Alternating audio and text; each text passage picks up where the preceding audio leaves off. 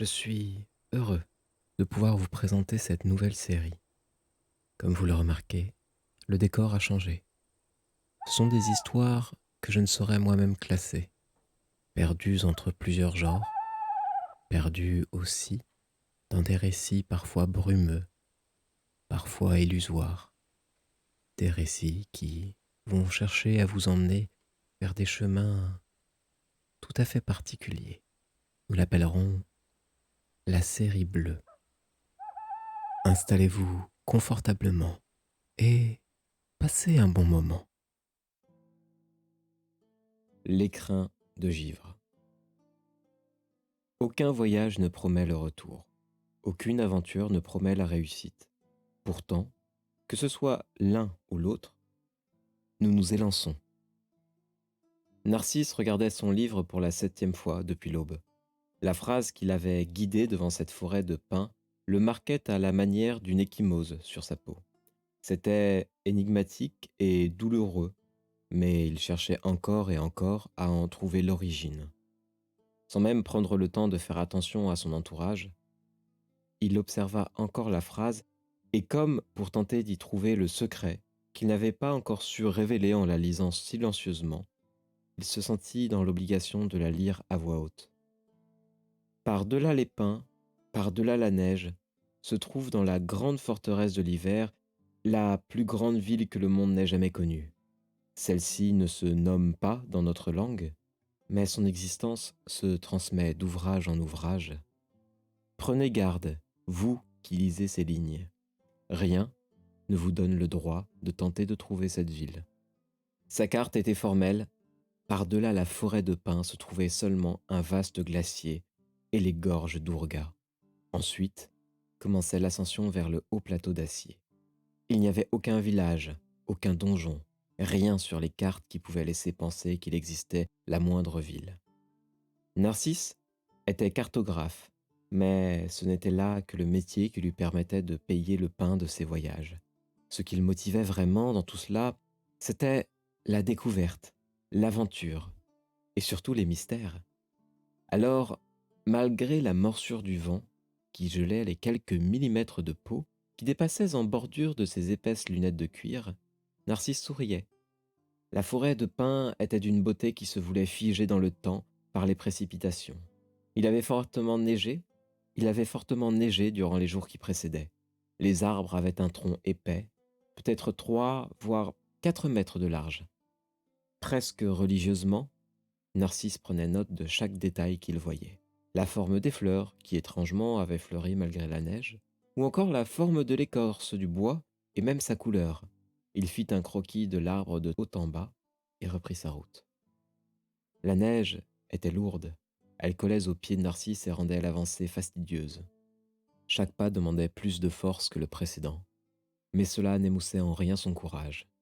Mais là où la vaste forêt de pins était difficile de passage, ce serait pire pour le reste de son aventure. La grande plaine de neige était la promesse de kilomètres de poudreuse à perte de vue, rendue uniquement possible par le glacier qui se trouvait en dessous. Le courage qui bouillonnait dans le cœur de Narcisse ne suffit pas pour lui donner la force de poser le premier pas sur la neige immaculée. C'était effrayant. L'étendue immense et blanche se voulait viscéralement infranchissable. Le sentiment l'avait cueilli au creux du ventre et l'avait figé sur place depuis plusieurs minutes déjà. Il n'y avait que son souffle blanc qui s'animait devant cette nature. Il attendait là, devant l'étendue, que son corps décide enfin de bouger à nouveau. Les pans de son grand manteau de fourrure grise étaient balayés par le vent. Il portait un sac de voyage épais de cuir qui sanglait le tout à son ventre, et cela facilitait la répartition de la charge aussi. Sa cape de randonnée lui donnait une figure plus grandiose qu'il ne le devrait, et par endroits, ses cheveux roux avaient blanchi et dépassaient en quelques pointes gelées et glacées depuis l'épaisse capuche. Le vent souffla à un grand coup, et après un soupir de soulagement, Narcisse avança.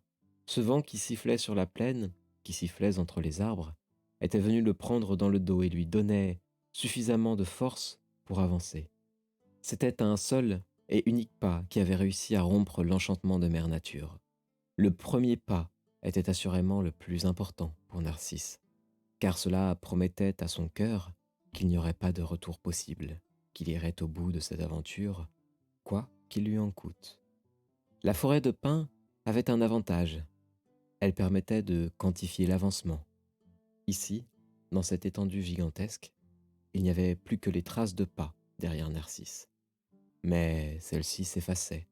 Le vent soufflait si puissamment et fort sur la plaine que les traces de pas finissaient par disparaître au fur et à mesure. Le vent forcissant depuis bientôt plus de 2 heures devenait dangereux. Narcisse leva les yeux au ciel. Une tempête se formait au-dessus de lui. Il n'avait pas le choix. Il camperait ici. Il sortit alors les os qui étaient sur le côté de son sac. Il s'agissait d'os renforcés par de la poudre d'acier. Le tout en faisait des pieux qui pouvaient transpercer de nombreux sols. Une fois les divers pieux plantés, il sortit une toile tissée depuis son sac. Et avec le tout, il forma une tente dans la neige. Narcisse y entra. Il avait posé au sol une bâche qui recouvrait l'épais duvet blanc. Il avait posé au sol une bâche qui recouvrait la neige. Il déposa son sac à côté de lui et sortit un petit paquet de vivres. Rien de bien glorieux, de la viande de lapin et quelques herbes séchées. Le tout accompagné par du pain qui s'était rassis depuis le début du voyage. Au dehors, la tempête faisait rage. Le vent cinglait. Les cordages de la tente se tiraient à la manière des cordes d'un arc. Narcisse avait posé sa carte au sol devant lui. Il avait une lanterne qui illuminait la tente. Celle-ci était alimentée par une petite pierre de mana bleue. Elle luisait doucement sans dégager la moindre chaleur. D'après les ouvrages, il me faut une journée, voire peut-être 2, pour atteindre la Grande Voile. La Grande Voile, c'était le nom donné par les explorateurs pour un phénomène qui, si Narcisse ne se trompait pas, était l'endroit où la forteresse de l'hiver devenait plus fragile. C'était l'unique endroit où il serait possible de pénétrer dans le sein des saints de cet enfer de glace et de neige. Il releva la carte au-dessus de lui et fixa la croix rouge qu'il avait marquée. Encore quelques jours, et il y serait. Alors que cette pensée lui traversait l'esprit, le vent hurla et dans le froid et la nuit, il vit une ombre passer sur le côté de sa tente. Son cœur rata un battement et dans un geste fluide, il abaissa l'intensité de sa lanterne. Et l'ombre disparut. La nuit fut froide et rendue lugubre par des cris. Le matin se fit blanc et douloureux. Chaque muscle de son corps demandait de la chaleur pour que la tétanie ne se dissipe. Le matériel arrangé, il fallait avancer, un pas après l'autre. Un pas qui en appelait un autre. Encore un pas.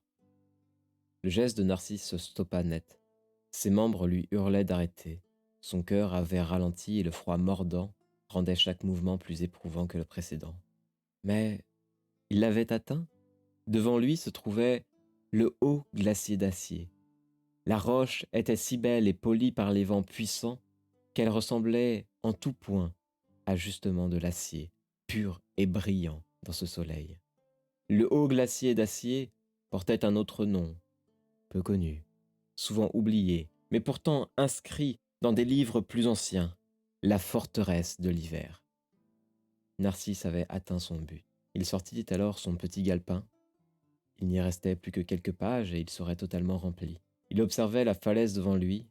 Il était persuadé d'être arrivé au bon endroit, mais une autre sensation insidieuse faisait surface au fond de lui.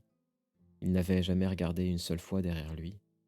Il n'avait pas non plus cherché à y penser, car chaque pas qu'il avait fait avait renforcé l'idée qu'il n'y aurait pas de voyage de retour. Après tout, il ne s'était pas arrêté pour contempler la falaise. Il s'était arrêté car le froid, le gel et la fatigue avaient gagné.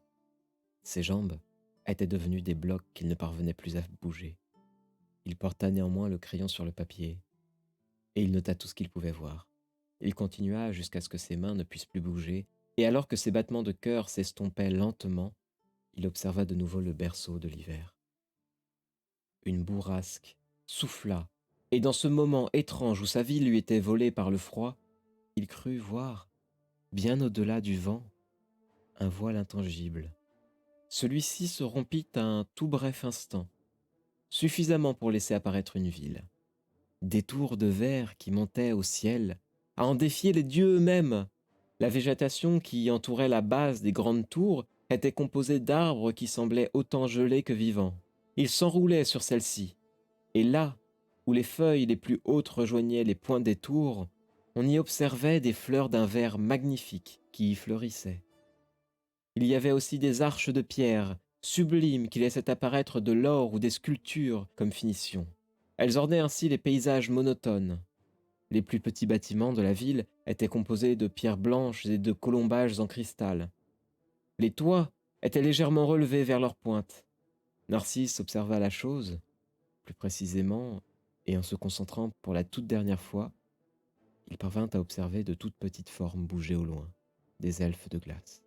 Son corps se figea, et lors du dernier battement de son cœur, il crut entendre une voix au loin, mais son esprit n'y prêta pas vraiment attention, car après tout, il ne pensait qu'à une seule chose.